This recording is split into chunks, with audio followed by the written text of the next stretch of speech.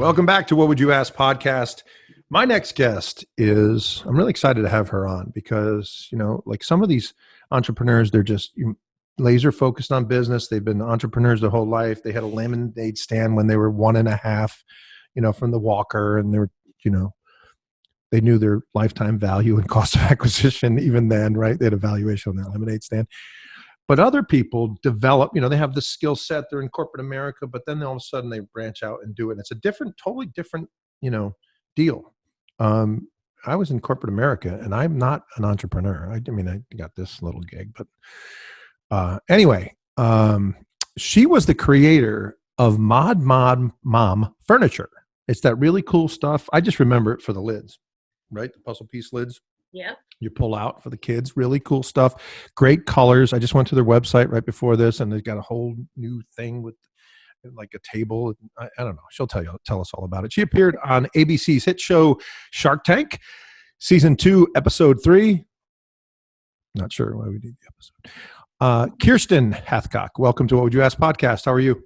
I'm good. Thank you for having me. This is super fun to be on. Excellent. Here. I'm excited to have you here. And I obviously, just because a brief intro in my IQ, I'm not able to articulate exactly what you do and what you brought into the tank with you. So tell everybody a little bit more about your product. Sure. So I started Mod Mom Furniture back in our 1940s 400 square foot garage in Burbank, California, back in 2007. And the reason I did that is because we had actually moved all over the country. My husband was also in television, but on the management side. I was in ad sales for A&E and the History Channel. We had 2 kids. We moved to LA. He gets a job, and I'm thinking, I don't want to go back and put the kids in daycare. I've got to figure this out. So I did contract work. I nannied for 2 years. I was basically just trying to do anything I could. After that, I ended up thinking to myself, you know what, we need more toy storage because the house is kind of a wreck and we have toys everywhere. And I looked online. I liked that mid-century modern style. Couldn't find anything that was in my price range. And I thought, you know what, this doesn't look that hard. I grew up in Ohio. My dad's a football coach. He used to build a lot of our furniture. He built, he built a coffee table that we could stand on. It was made of oak. And it was, it was made of oak bleacher boards that he had taken down from the high school football stadium. Yes. So I had no interest in carpentry when I was a kid because I was just running around doing all kid stuff. But when I got to that point, it kind of gave me the courage to do it. My parents always instilled in me this idea that I could do whatever I set my mind to. So I went into it very blindly. I was like, well, I'll grab a circular saw. I didn't have a table saw at the time. So I literally cut pieces with a circular saw, which is not easy to do because they don't cut straight. Right. So anyhow, I ended up basically tinkering around trying to figure out, I want to build something that I like that maybe I could sell. So I looked online. There was only one on the market that was in the mid-century modern sector. And I figured we're in Los Angeles at the time. I could sell this stuff. This should go gangbusters because where's everyone putting their toys if they like the mid-century modern style? So I immediately identified there was a niche there. And then all I had to do was teach myself how to use a table saw, how to cut wood, how to join wood. And I figured I could, make it happen. So that's what I did. I started building furniture and I built about 360 pieces on my own over a 3-year period. And then about that time, I applied for Shark Tank. I was just going to ask you, what was the timeline between that development and Shark Tank? So you're just beginning the business. Was there a thought at the time you were too early for Shark Tank if you were to be put on, or? I didn't feel that way only because at that point, I got so lucky. I will say I got so lucky. I ended up selling to celebrities. I paid nothing in marketing. I was selling them on Etsy. I knew enough to be dangerous in Microsoft Publisher. Do you remember that? Yeah, of course. Yeah. Really old, software program. So I taught myself being in marketing. I taught myself to build a website. I designed my logo in PowerPoint. I was very scrappy, always have been, from Ohio, scrappy. So I ended up, once I got all of this validation, and I was literally, I had celebrity clients saying, I would really like this particular toy box. And I'm saying, I'm so sorry, there's a 16-week wait, because I was the only one doing them. Right. So I knew I was at the point where I needed to scale. I just didn't know how to do it. So Shark Tank came in at the perfect time. So you were mentioned on Shark Tank that you were doing, I think 3 or 4 was your capability a week, right? And so that's what the lag is. Were you concerned? So one of the things, and you had to, I got to keep reminding myself this, so you guys need to remind yourself that Kiersten is very early. She's season 2. There's not a lot of data out there of make sure you know that Kevin's going to ask you about, valuation and lifetime value and cost of acquisition. And you know that Mark's going to tell you that you're too early and it's a product. It's not a business yet. We don't know every single shark what they're going to say, right? And what they're going to focus on now. You didn't have that back then. Matter of fact, Mark wasn't even there, right? You had Harrington was on your show. So, yeah. You don't have that data to be able to go like people do now and study everything. I've gotten emails from people saying, could you send us all the video that you do with all the Shark Tank people? Because that would be really good. We're applying to, I don't send anything anywhere. Right. We just do what Right. we do. And we tell you guys this is where it's going to be, and that's the only place it's going to be. So, but it's just funny that people want to get everything, as much information as they can. So anyway, let's talk about your journey. So you applied to Shark Tank. Yes, and I can tell you, I'm sorry to interrupt you, but I was going to go quick before I forget, because my memory is shot at almost 47. My dad was actually the one who called me and said, Kiersten, have you seen this show? It's called Shark Tank. And I was like, what is it about? Sharks in a tank? Like, I had no idea. I thought that it was, something on National Geographic. Dad, I'm not working at SeaWorld. I'm not interested. Dad, why would I watch that? And he said, no, really, Kiersten, check it out. I think, I just watched an episode of it, and I think you'd be perfect. And you're in Los Angeles, and they're based out of LA. And so I watched a snippet of it, and I called him back and I said, hell no, I am not going on the show. That is terrifying. What if I bomb in front of, the entire nation? Like, are you kidding me? Yeah. And then he just said, well, just think about it. And I was like, all right. And I kind of already knew intuitively in my gut that I needed to do it. So that's when I went ahead and said, all right, I filled out the application online. Dad's looking out for his little girl. Yep. He's a good one. Good man. So we get to tell everyone about, everybody seems to have their own audition stories, like what they went through. Some people are getting picked at trade shows. We've heard other ones that got their product on, like Today's Show or something, and then all of a sudden get called from somebody, one of the producers. And then I was talking to Eric at Hydrovive, and he was saying that he was similar to him. They found him, and then they said, oh yeah, by the way, you got to get everything done in 3 weeks, because that's when it was like the September season for film, and this was in August, the beginning of August. They said, look, we got to get all the due diligence done. So all the stuff that you guys have done in months, or some people have done in months, he had to do it. So he was meeting twice a week to do the videos with the producers instead of once a week. He said it was cool that it was quicker. But I spent half my time. He said the other thing was he had to hide in his office because he literally had a business. So he had people, and nobody could know that Shark Tank. So people are like, hey, you want to go get a beer? And he's going, no, I got a little more work to do. And they're like, what? It's really weird. But anyway, tell us about your experience of going through the audition process. Sure. So after my dad said that, and I finally thought, all right, I'm going to do this. I'll put myself out there. I filled out the application online. And at the time, that's what was happening. There were no big lines. There were no arenas where you're standing there, in front of a casting person. So I filled it out, and it was about a week later, I think, I got a call from a producer. And that call was to vet whether or not I would be good on television, I think. So we chatted. I told him my story, and he was like, God, Kiersten, this is really awesome. Congratulations. And I really think that, you could do a great job. But now we need you to do a video to see if I'm good on television. So I did a video in my garage, and the garage was just a mess. There was Is that the one in front of the brick? Yeah. You're wearing a little necklace with okay. Because I saw it. I just, okay. Go ahead. Yeah. My husband taped it for me. Yeah. He's asking the questions. Yeah. That was cool. I think you did a good job. Thank you. Thank you. It was terrifying. Even that, I was very nervous, but at that point I was getting really excited because I thought, oh my God, maybe I'm onto something. If they think that I have something, and clearly I've got, celebrity clients and whatnot, maybe this will work. But I still didn't know. I didn't know enough about the show. Yeah. So after I filmed that, then they called me and said, congratulations, you have made, basically you've made the cuts to the finals. I feel like, and it's been a while, since I was on the show, but I feel like they brought in 40 of us, I want to say. And of course I'm in LA, so that was easy. I just drove over the hill to Beverly Hills and I was good to go. But I think there were only like 16 of us that actually aired. So, I didn't even realize that at that point, that they would be whittling it down, enough to fit into that season that they got greenlit. Got it. So yeah, that was my process of just auditioning. Jeremy from Naples, Florida asks, when you get to LA, tell us how long you were there and what did you do each day? Oh, that's a good question. So well, you were at LA, but when you got to the studio. Gosh, so LA, so that was an interesting thing. So I remember we had to practice right before we had to film. I don't know if the other entrepreneurs have talked about this. They do. But there was like a practice pitch. And this is where I feel like I learned a huge lesson. So I had been practicing with a line producer, for about a month. I had a script. I had my 2-minute pitch. And again, my memory is not very good, but I practiced and practiced and practiced and practiced. And my kids and my husband were so tired of hearing it. And I thought, I've got this.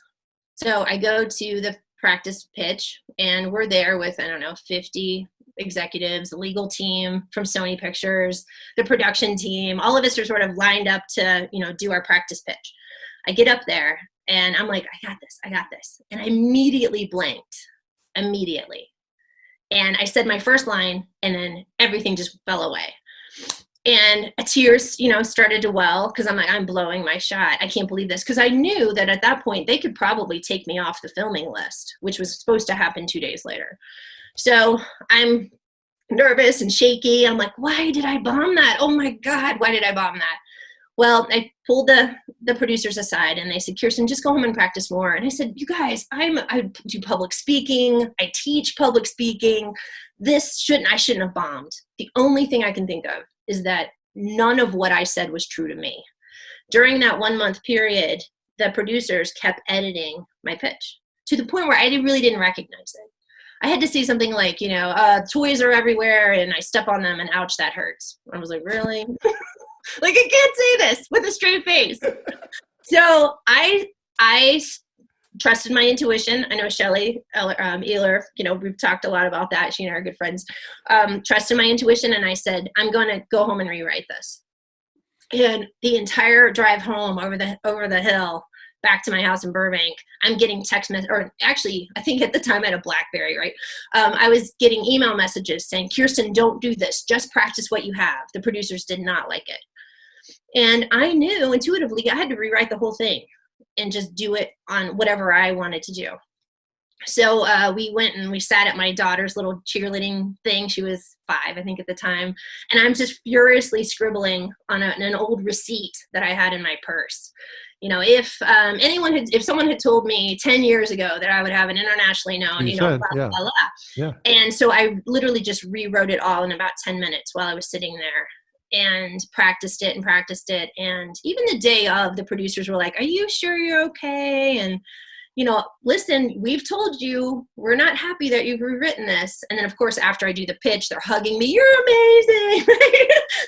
So I had to learn to trust my intuition and not just go with what the TV people were saying. A nice lesson, right? That's a pretty good lesson for you. So did you, first of all, I've not heard of somebody that, did they stop when you froze? Did they shut it down? So that was because it was just the practice round and there were no cameras. No, yeah, right. They pretty much just said, Kiersten, come here a second. Yeah. And the executive producer at the time was Clay Newbell. He was wonderful. I love him. I think he's a great guy. And he was really, really kind to me. It was more of the line producers that were not super happy that I was going to rewrite everything. Yeah. That's awesome. You came back and knocked it out. Yeah. That's Thank great. God. Yeah, right.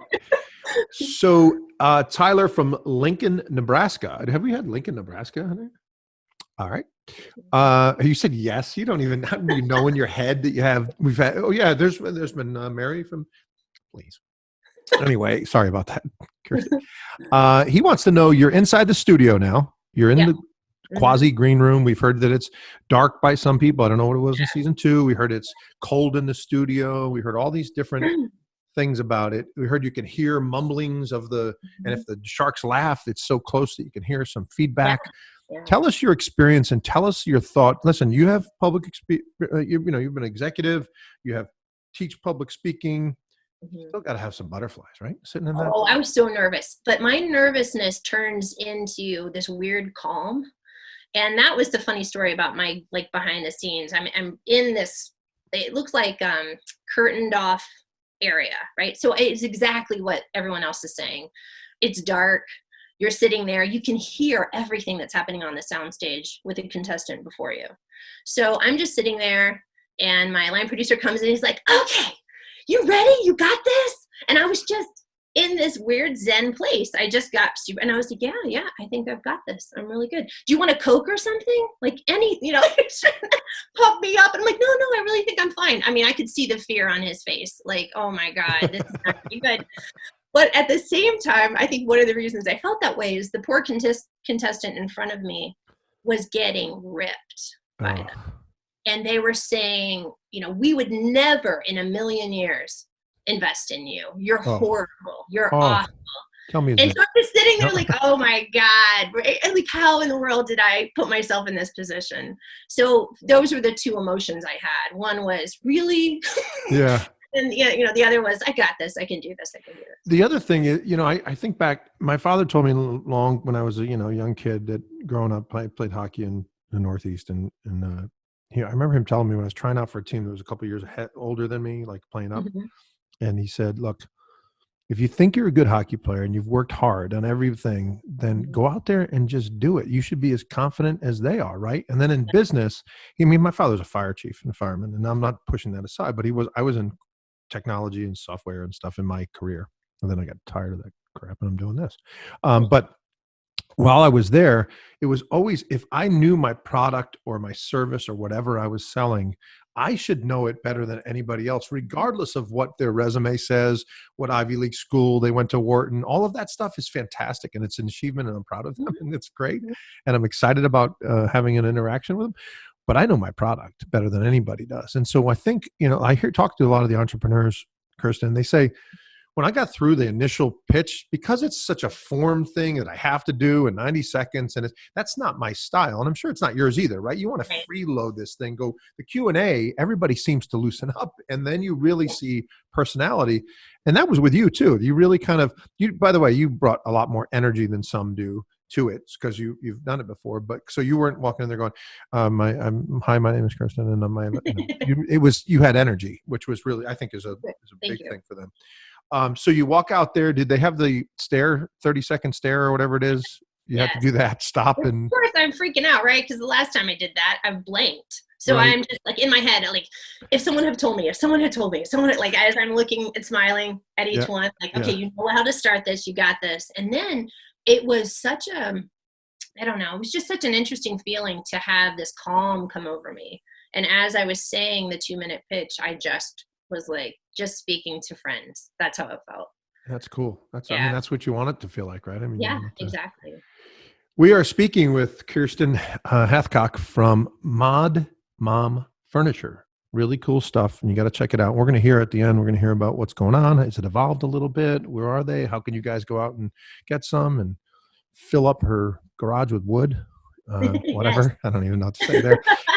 As a quick programming note, if you want your questions answered by your favorite Shark Tank entrepreneur, head to our website at whatwouldyoask.com, and all of our social media channels at Twitter and Instagram and Facebook and all the places my kids go. And I don't know, TikTok, and I don't even know if that we got TikTok. We're not. All right. We're not. All right. Don't go to TikTok. We're not. Don't go there. And by the way, it's you. It's not you, YOU. It is you. We did that just to see if people are really committed. If you're committed, you'll find us, right? If you're not, you'll put you, YOU in there, and you'll, who knows where you'll end up. Yeah. So hopefully it's something not bad. Let's go back to the tank discussion, because I really want to talk to you about that. When you went in, and this is, I won't steal the question from Connor from Framingham, Massachusetts. Connor wants to know, did you have your sights set on a specific shark at that time in the early seasons, or did you just want to get your message across? That's Connor's question. I kind of did. No, I just naturally thought that maybe Damon Johns would be interested. I thought that there were some parallels between what we did. Obviously, he wasn't working with wood, but he built that amazing brand out of his garage. Mm-hmm. So for me, immediately I thought, well, maybe he's the one. But I didn't really, I was just, I've always felt like the underdog. So in that situation, I just am like, yay, somebody's interested, or Yeah. somebody's not interested, and I'm curious to hear why. But he ended up saying that he was terrified of the furniture industry. And at the time, I didn't understand because I was kind of in my own little bubble. I was still building everything. I was on the verge of, basically moving everything to the Amish making in Ohio. But I now understand why. He said that. Yeah. Mike from Little Rock, Arkansas wanted to know, hey, Kiersten, did you have, he said Kiersten. He spelled Kiersten. Kiersten. It's Kiersten, Mike. Please write her name down and mail it to her. Were there any key points of your presentation you felt were critical for the sharks to understand? Good question, Mike. You know what I do? So at the time, I had gotten inquiries from 17 different countries, from retailers from 17 different countries. And I knew I had to somehow get that in. And I did get that in my pitch because that was key. They needed to know that there was a demand for it. I just couldn't do it all on my own. The other thing that happened, which was interesting, is, they ask a lot of questions in the, like you talked about, the discussion part. So we were talking about wholesale rates. We were talking about, what my retail rates were. I didn't really want to share everything on national television. So when they ask about those things, I said, I'm happy to share them with you, but I'm going to write them down on a Post-it note. And so I did. And then they passed them down the line so that I wasn't sharing everything, all the margins, all the everything. And we didn't see that on TV, did we? Did I miss something? No, that was not in the, I was in the tank for about an hour, and it was obviously edited to 13 minutes. So there was a lot that you didn't see. There was a moment where I called Kevin O'Leary the bald guy. Really? Yes! Oh, you're going to love this. So you know how they give you an opportunity to talk to your spouse if they're not there? Yes. Okay, so we did that. That didn't air either. This is why. So we call Scott, and obviously he's being taped on the other side, and the cameras are right in my face. And I said, honey, oh my God, I got 2 offers. I got one from Hirschbeck and one from, I can't think of his name, the bald guy. And then the entire crew starts laughing around me. And I was like, oh, shit, sorry. Because I just couldn't remember his name at that point. I was just so, high from being on the stage. So yeah, that clearly didn't make the show. So he's the bald guy. That's funny. I know. So the sharks seem to appreciate the unique design, I thought, right? There was nobody that didn't like the product itself, which has to be, well, first of all, that's a huge leap. People go, oh, okay, yeah, but move on to the number. But if they don't like it, you're dead in the water, right? If they look at it and go, I just watched one the other day. That's all I do is watch. I can imagine. It's all, literally. My wife tries to come in and goes, I try to watch it with you, but it's tough. Episode after episode. Anyway, this lady had, I won't mention the name, but she had a food product. Oh, it was vegetable juice, all natural. And they all poured it into 4 different cups, and they were tasting each one. And they just it was edited by like Damon goes, and then Mark gets up and goes behind a plant that's behind him and bends over. It's like, oh no. And that's, she's been in there for 3 minutes. Yeah. And then they sit down and try to go, and they tried hard they start talking about, and it's out there. I'm not, the lady's probably multimillionaire now, we hope. But they tried to start like poor Lori went, are these supposed to be mixed with anything? That's a good question. Yeah. She's trying to, and she's like, and the lady's like, not really. No, they're not. And I'm like, lady, you should have said yes. God, please. Should have said, yeah, of course. Ginger ale, orange juice. That's what you guys didn't know that. Anything. Yeah. Water, anything, gasoline, anything that'll taste better than the crap you're drinking right now. I'm sorry. If you're out there, I want you to be on the show still. But anyway, holy cow. I forgot what I was saying. Oh, they seemed like they liked the product. And then I think it was Kevin went into the sales, and correct me if I'm wrong, but you first of all say, look, there is a demand. You were talking about, you mentioned your friend in Ohio that can knock out 1,000 a week, and that kind of thing. You talked about 30K. You talked about 3 or 4 boxes you're able to make a week. But you talked about the demand you were talking about from those, the retail and other places. The margins are excellent, 115 to almost 500, right? 475. Those are really good margins. Exactly. Where does it, I'm sitting here going, I'm all in. Where right, did you, no brainer. Yeah. why did you, and I want to get to this. So I'm going to let me just give one more second. So Barbara said something, and I want to know, because it was unclear to me still. Okay. Said you're underestimating, I'm reading this now because it's a quote. You're underestimating the cost of production and the investment required. Yeah. That's like a cop out to me. And, right. and I love Barbara. I know, she was right. But I didn't underestimate. Here's the deal. During that season, they didn't let anyone, at least in my group, ask for more than $100,000. I came in saying, I'm going to need about 400,000 realistically. And that's on a very low end. Typically with furniture, you need about $1 million in order to launch a brand. So I was saying, in order to scale this, I need about 400. And they said, you're not allowed to do that. So that's how it came down to. They said, well, how about 90? Let's just go for 90. Wow. So I didn't know that. You were 90 at 25, right? And I couldn't say, that's a hard thing to say, right? Well, listen, the producers over here said I can't ask for more. Like, Barbara, you're right. Absolutely. I already, I kind of got my MBA, right? In figuring all this stuff out while I was prepping. But yeah, she was absolutely right. But I guess my point with that is, as this show has evolved, that they never say that because they only have to get the number, right? The percentage of equity can change. You can increase the number. You just can't decrease the number. So that doesn't it's not factored in anymore. Yeah. Damon said he was scared of the furniture business.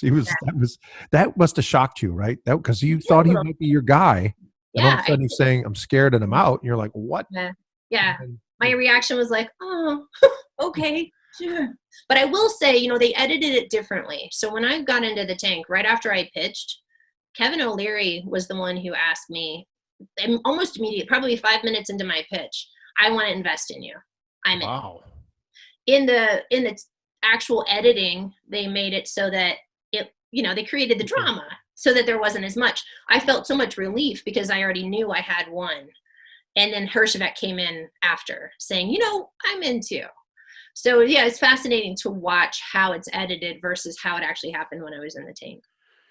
Ashley from Santa Monica wants to know that they've heard from this show that there is a firing squad in there, and we don't see the firing squad. The questions you're asking are rapid fire. They come from, there's crosstalk of sharks talking to each other about your product.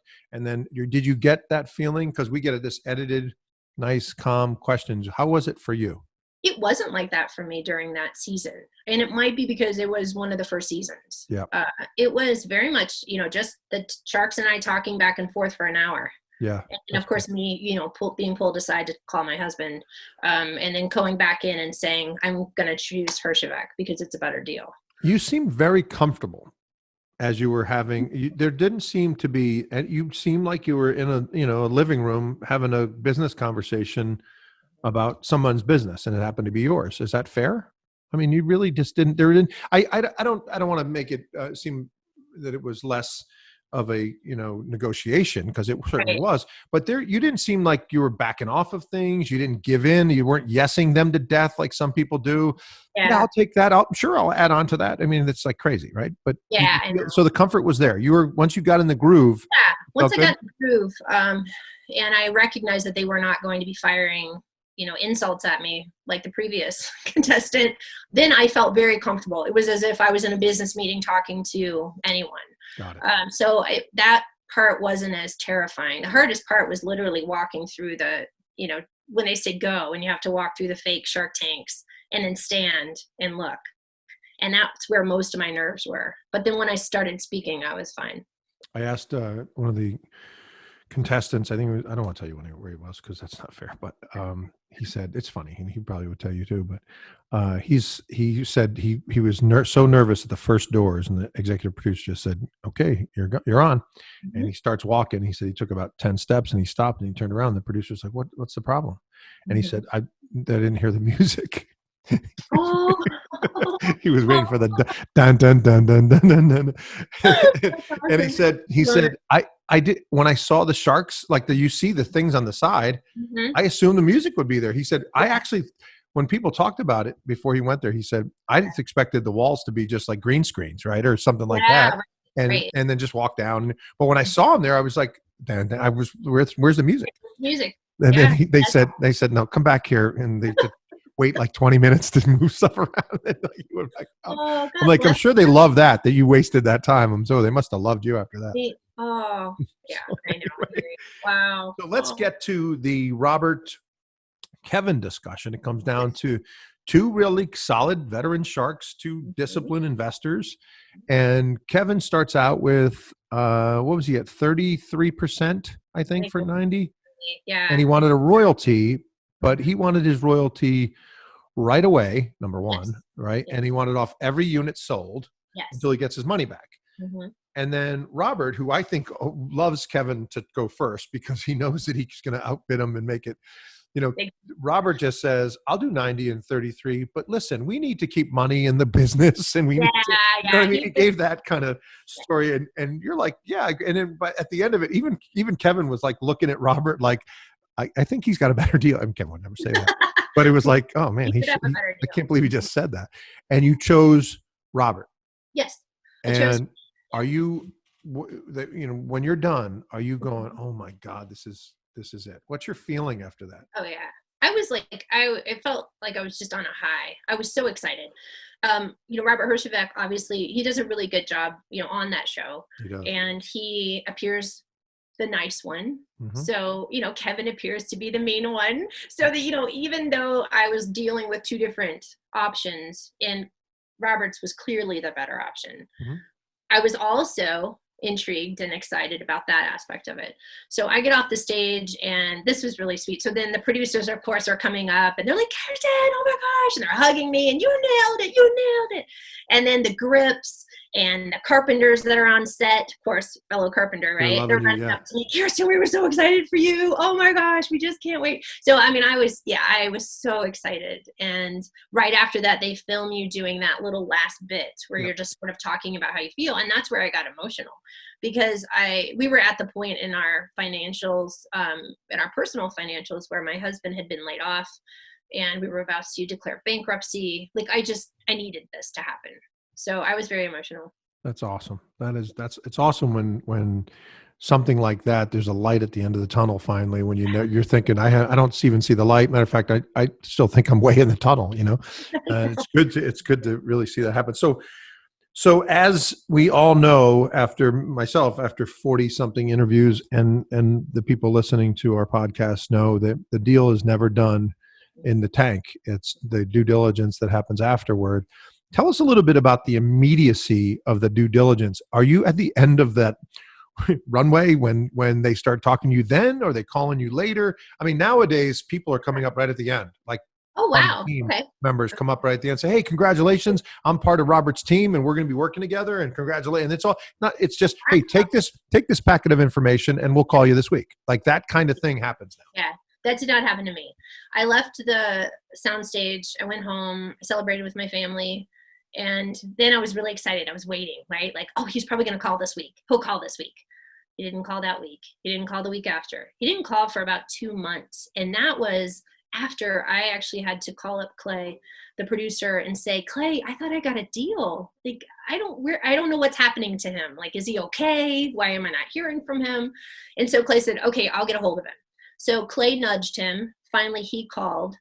And I remember I was taking a walk in Burbank and I got the call and he said, hey, Kiersten, this is Robert. And I was like, oh, Robert, oh my gosh. And then I'm, excited, like just beyond excited.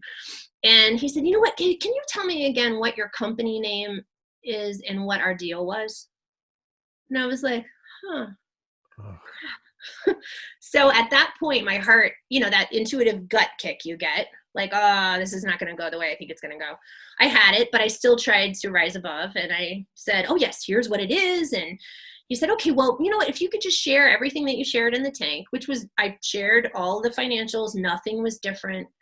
And he said, I'll call you back in a couple weeks. Like, I'm going to take a look at this. So a couple weeks go by, his secretary calls, we play phone tag. Finally, I think about a month later, he and I talk on the phone and I'm all excited because I knew I had only shown him what I showed him in the tank and he was interested. So, there wasn't like I was fudging numbers or anything like that. Like, it was all legit. So I just figured it was a time delay. And he said, you know what, Kiersten, I think you're a little bit too small. I think you need to come back to me in about a year. And I held it together on the phone. And then I hung up the phone and I just started bawling. And then I went to the fridge and I got a 6-pack of Corona out. And I sat on the floor and I cried and I drank beer. And thank God my husband was gone at the time at work. The kids were at school. So I was able to sort of grieve that. And while I sat there on the floor, I thought, you know what? I did this on my own. I had at that point amassed $150,000. Like, because what you guys saw was, the first year I did 5,000, the next year I did 20, the next year I did 35, the next year I did 80. So I had amassed quite a bit in my time in my garage. And I thought, I've done this on my own. I can do this. And this was prior to it airing. So I had to wait 5 months for it to air, knowing that he wasn't going to do the deal with me. Now, I don't blame him for that, honestly. I truly believe things happen for a reason. And, I ended up getting an angel investor. But it was heartbreaking during the time period that it happened. So let's talk about it a little bit. First contact, and I apologize for reiterating what you just said to me, like you didn't say it. But your first contact from anyone, not Robert obviously calls you, but you didn't get a call from anyone on his team for 2 months. Right. And then when he does call you, did you get a sense that you were talking only to him? He's not in a conference room with 5 people around him. No, it was just him. And, and again, this is the second season. I think they do things a lot differently now. Yeah, they got huge teams. And, they're human, right? They get wrapped up in the story. And I think when he really looked at everything, he was like, do I want to invest in a mom in a garage? I don't know. And I think that's really what ended up happening. I think he just sort of lost interest in it. So did you call him back in a year? No, I knew right then and there. You knew it was a blow off. Yeah. And, honestly, and I don't have any ill will against him. Yeah. I truly am so grateful, like, for everything that Shark Tank has given me, and what you will learn as I go forward is pretty amazing. Yeah. So I'm grateful for all of that. I just think that, he just wasn't interested anymore. Did you ever talk to him again? Prerogative. I'm sorry? Did you ever talk to him again after that last call? No, I didn't. No, I didn't. Okay. No. So let's talk. Here's the weird thing. You now know that there's no deal. Right. You did get exposure. You got to pull yourself together to realize you walked out of there triumphant and excited and shared with your family and all of that stuff. You haven't shared with your friends or anybody because because nobody knows you're on the tank. So 5 months or 6 months later, whenever you find out you're going to be on, they tell you in 2 weeks we're going to have your episode. Yeah. And you're on. Is that celebration diminished now because of the fact that there's no deal, or are you celebrating the fact that, look, I got on the show all by myself? I mean, that's celebratory right there. I mean, I did this, I built this business. I got on by the time season 2, Shark Tank is a big deal. Yeah, it was definitely a big deal. It's not a massive, thing that is today, but it was huge. Like, it was huge then. So was it a celebration? It was. Oh, absolutely. Good. I was so proud that, first of all, I stepped through fear to do that. And I found that that's a lesson that I've had to learn, since Shark Tank as well. There's a lot of fear. There's a lot of stuff I've had to do to push through and to ignore the naysayers. All the people that said, this is crazy, Kiersten, you were in marketing and now you're doing furniture. So there was an accomplishment in that. It was hard to be able, to be like, no, I didn't get a deal. You guys didn't get a deal. Like investors, please come. Yeah, but that eventually did come. That did come. People did start reaching out. So tell us what happened. Let's first talk about the Shark Tank effect, since we're on it. So the show airs. Yes. What does that mean in season 2, episode 3, that you have the Shark Tank effect? Is the website start getting orders? Does your email light up? Tell us about that. So for me, because my product was not $10 a piece. Yeah, my product was $500. It's a very niche product. Sales did not go through the roof, and most of the time, Shark Tank watchers aren't necessarily going to spend $500 on a toy box. But the exposure was huge. And as a marketing and branding person, I mean, that was the biggest thing for me. I was so excited about that. Once I realized that, I went into it thinking, I'm coming to get a deal. I'm going to get a deal. Like, that was my headspace. After I realized that wasn't going to happen through Robert, I thought, this is about the brand. It's about the Shark Tank effect. I got a bunch of interviews from it. I was flown to New York. I was on the Nate Berkus show. That was the huge deal for me, was just the exposure itself. But sales didn't skyrocket. My website crashed. Yeah. But I think a lot of people's website crashed during that night.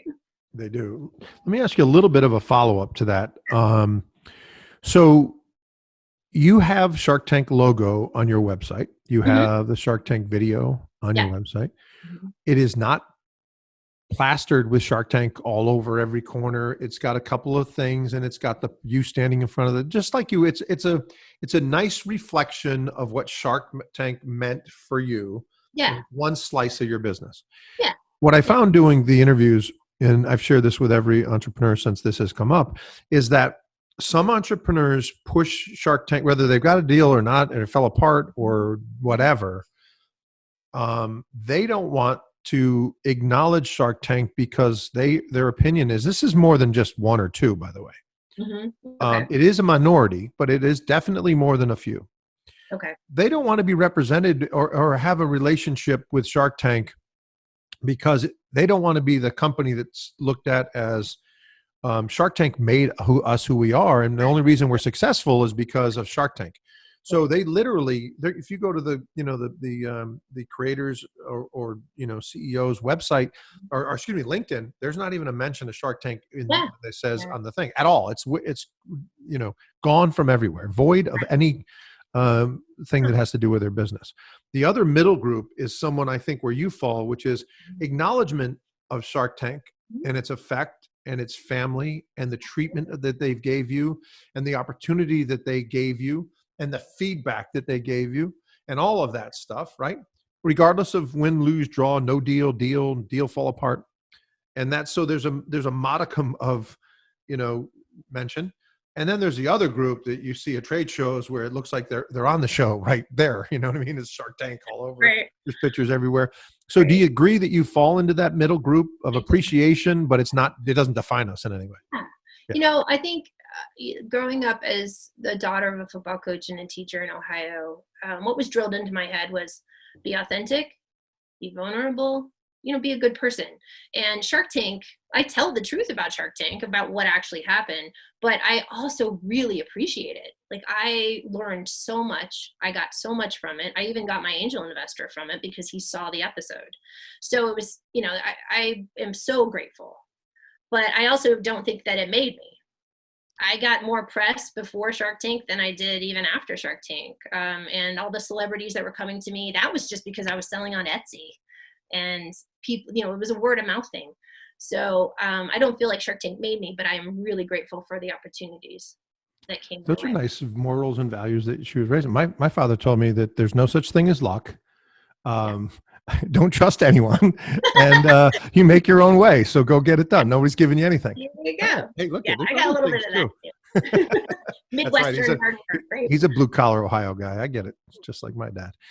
He's not from Ohio. Yeah. Anyway. So I want to end. The other thing I want to talk about, last thing, and then we're going to talk about your product today, is how about opening doors? Like, does Shark Tank, does people know, hey, listen, Kiersten's company has been on Shark Tank. That identification is nice, right? The branding of it is nice. I also think, and I've said this, and some people go, yeah, I guess, but I think that you've run through the Shark Tank system of vetting, right? The financial stuff, the legal stuff.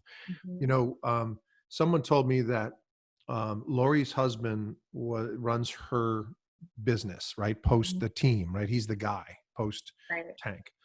And he said to one of those people, everybody's fibbing or embellishing. We just got to find out what's embellished and not. I mean, in a nice way. He wasn't trying to be like, you're a liar and we're going to find out what you're lying. But he was saying, look, everybody wants their business to succeed. So they try, and our goal is to dig in. And that's what we're going to try to do through due diligence. And I thought, well, that's an honest way to kind of approach it, to say, look, It's true. We're going to go and ask you everything. Like, we want to know Right. if you're, are you paying child support? Are you, like they get Right. into, I heard Everything. all the questions they ask and a bunch of Wow. them. And it's amazing the detail that they go into, not just, by the way, not just Lori's team. I'm talking about Yeah. all across the board. It's Yeah. amazing the due diligence. And Right. so that vetting, does it not say to a buyer, to a wholesaler, to a consumer, these guys have been going through the ringer. You don't have to worry about, necessarily, right? Their Right. leadership, Mhm. their financial viability, all of Right. that stuff. Is I that any truth to that, do you think? I think there is because, like I said, my angel investor saw the first, like Hulu started airing it. And this was in 2012. So it was about a year later. And he saw my episode and he wrote to me from San Francisco.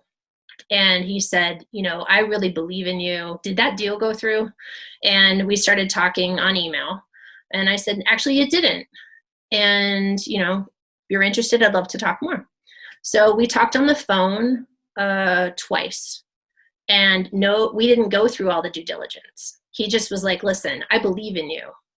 And I want to help you. And I will give you, I got more money actually. I got $130,000, gave away 20% equity. So I got more for less. And he just said, this isn't going to make me or break me, but I want to help you. And he mailed me a check to my house for that amount of money. Like, I literally just went out to the mailbox, opened it up, and that was it. So we didn't go through deep dives of anything. And he just said, I trust you. I believe in you. And he has been that way ever since, through all the ups and downs since then. That's fantastic. I mean, Yeah. that's fantastic. Good for you. Congratulations on that. Thank you. That's Thank you. awesome. So tell everybody about Mod Mom today. What's going on over there? There's some really awesome stuff happening. So let me just kind of back up and tell you the roller coaster. And I do a lot of public speaking and I talk about this entrepreneurial journey. I talk to a lot of high school kids too, because I think, especially right now, I basically went into a trade, right? I taught myself carpentry. I built a business out of it. And I want kids to understand that they can do things that people think are crazy. And they can succeed at them. So right after Shark Tank, it took about 2 years. I got my angel investment, started to try and grow in different areas. And some of them I made mistakes, some of them failed. I was like, well, there you go. I finally got it in my head that I wanted to do a licensing deal. So I ended up contacting Stanley Furniture, which at the time it was a multi-million-dollar company, huge brand in the furniture industry. And they were interested. So long story short, 8 months of negotiation, they brought me on as a spokesperson for their youth division. And we were about to ink a deal and they were projecting about 5 million in sales for the first year of my designs. And that would include, breaking them out in, beds and dressers and the whole thing. So I get off the plane in High Point Market, which is a huge trade show in High Point, North Carolina. And I'm supposed to meet with HGTV and I'm supposed to ink the deal. I already had the spokesperson deal. I'm supposed to ink the licensing deal. And my phone is going crazy. And I look down at my phone and it's just a million messages. And I call my husband. I'm like, what's going on? What's wrong? Kiersten, did you see the newspaper? Like, did you see the trades today? Stanley Furniture just shut down all of their youth division called Young America in America. And I went, wait, hold on. You mean the one that I'm spokesperson for, that I'm doing a deal for right now? So I literally got off the plane, lost my job, lost my licensing deal. Again, cried, had a beer, picked myself back up and went, okay, I can do this. I got this. Went around to a bunch of different manufacturers, talked to all the CEOs of the big guys. And they said, Kiersten, we love you. And we're so sorry that this happened to you. Stanley's saying to me, I'm sorry we couldn't tell you because we're a publicly traded company, that we just couldn't cut it. We just can't make this work. So they literally just shut everything down. So at that point, I try everything I can, slowly still, had to go back, get new manufacturing, because I had already told the Amish, who were wonderful for 5 years, guys, I got a licensing deal with Stanley. I'm done. So anyways, go through all of that. And it was slow. It was slow. I ended up being able to continue the brand and continue to sell through different manufacturers, but slow until this year. And this is the good part. So right now, I just inked a deal with Frank Lloyd Wright Foundation. So talk about surreal. He's the biggest architect in America. And I'm a mom in a garage, who taught myself furniture. And I was at a speaking gig in Phoenix and talking about my story to a bunch of people. And the VP of licensing for Frank Lloyd Wright happened to be there. And we just hit it off. And she said, let's do a kids line together. So now I'm producing Frank Lloyd Wright inspired kids furniture. And I saw the table on your website. Yeah, Very colorful that's table. One of the pieces. Awesome. Yeah, I was like, what? Frank Lloyd Wright? Are you kidding me? This is a dream. So, I feel like because I didn't quit and I weathered all of these storms and I just kept getting back up, that, good things happen when you Did you see the trades today about Frank Lloyd Wright? And I didn't know if you read that. I'm like, wait, what are you telling me? Oh my God. He gave me a heart attack. I'm sorry. Don't tell me he's dead. I'm kidding. He's dead. Unfair. No, but unbelievable what you've gone. That just shows you what a business. No wonder why you're public speaking. I mean, that's unbelievable stories and one of triumph. I mean, just you could have given up. So, and I don't want to blow smoke at you, but I mean, you could have given up when Robert says, "This isn't, call me back in a year." Yeah, that's what I'll do, Robert. Would you in November or December? Would you like it? I mean, you're like, holy cow, I'm getting blown off. You could have said, you know what? I'm going to sell them to my celebrity friends, my neighbors. We'll have a nice business. I'm going to get back into my corporate job, and this will be my side gig, right? It's like that's the nice deal, but you didn't. And I will say, I mean, there was a point at which I had to go back to work, and there's a whole story wrapped around that. But I did. I went back. I was doing both. Like that's the thing that I always tell entrepreneurs. There might be a point at which you need to go get a full-time job and keep the other one going, and that's exactly what happened. Yeah. So now I'm not. I'm just working full time for Mod Mom and working with Frank Lloyd Wright, and it's awesome. We're projecting about $2 million in sales, and it, of course, another hit was the pandemic. We launched the Frank Lloyd Wright line at the beginning of April, and thank God it's done well. But I mean, it could have completely tanked, and it didn't. So I feel like somebody's on my side. That's awesome. How are we, what's the best way to find your stuff? I imagine the website, right? Yeah, so the website is the best way. My manufacturer and my licensing partner is called Little Colorado, and they're out of Colorado. So I actually haven't had to build anything except for prototypes. I'll build prototypes in my garage, and then I send them to them. But I haven't had to build since 2012. Thank God, because my hand is wrecked, like carpal tunnel, like all kinds of stuff, right? But Little Colorado also has a website. They sell through Amazon, through all kinds of retailers. So my licensing deal is that I get paid for my designs, and the Frank Lloyd Wright brand is Playhouse by Mod Mom Furniture, which is going to be on the Frank Lloyd Wright site. It's also going to be sold through Amazon. Like we're just kind of getting started with all of that now that we're well into the pandemic. Yeah. Listen, we're really excited for you. I mean, congratulations on all the success. It's so cool to hear that people just, you didn't face just speed bumps. Though. I mean, there were roadblocks in your way. I got run over multiple times. Yes. But I mean, the perseverance, I mean, that's what I was talking about in the beginning, that it's something you either have or you don't have. And by the way, I'm not saying you're born to be an entrepreneur, because I think some people are, but I think that entrepreneurial spirit can take over you if you're motivated, right? If you find Mark talks about often in his public speaking, if you ever heard Mark Cuban talking about, is find something you love and you spend your time doing. That's what you should be doing for a living. Right. Not just something you like to do, right? I loved playing hockey, but I wasn't good enough to play in the NHL, right? So I'm not going to be able to do that. But find something where you spend your time, and if that's and if you could turn that into a job, man, you're going to be successful because you love doing it, right? And so, and it's just, it's really awesome to hear what you've gone through and how you've triumphed. I think that's a great story, and I'm glad you're out there sharing it with people. Thank you. It's been a lot of, a lot of lessons, a lot of stuff I've learned through this process. And one of them was trusting my intuition. And I finished writing a book. I have an agent who's shopping it right now. It's called Little Voices. And that has more to do with the kind of spiritual intuitive journey I was on throughout that entire period, and also how it led me to heal from childhood abuse that I didn't know that I had endured until I was 36. And then, just really kind of heal myself by trusting my own intuition. I was a pleaser for a long time. It was very difficult for me to say no to the sharks and say, I'm going to rewrite this. So through all of those things, I was able to, kind of find out who I was. That's pretty cool. I'm glad you were here today. Thanks for joining us. Thank you so much. This has been great. Yeah, I've had a blast. Awesome. We'll be back with more What Would You Ask podcast in a minute.